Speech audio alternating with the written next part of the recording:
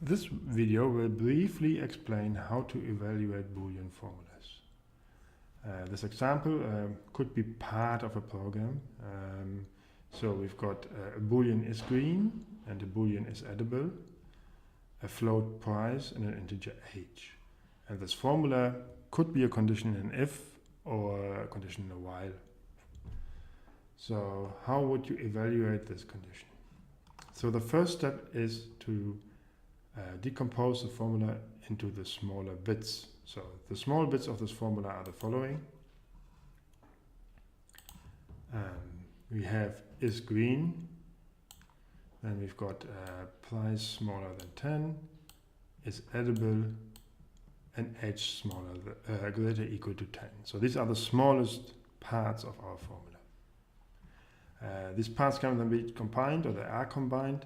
So this is also a sub-formula, and this is another sub-formula. And then of course the entire thing combined is also a sub-formula. So how do we now evaluate this? The first step, finding the smaller parts, now evaluating this. We start with the smallest parts.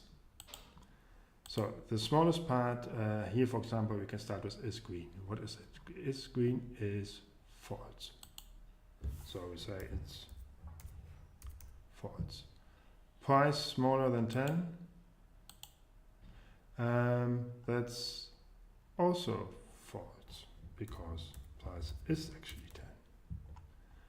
Then we've got here is green, but so false and false. False and false, or we know what that is, that's actually also false. So then we look here.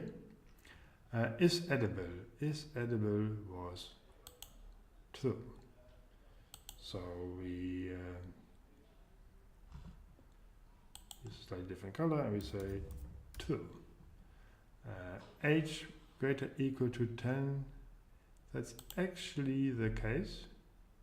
So this is also true. True and true. That's actually true.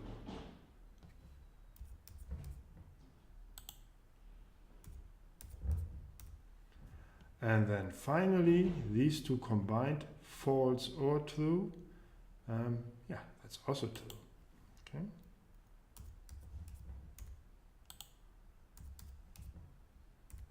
There we go. So this entire formula evaluates to true. So if this would be part of an if, we would actually execute the if.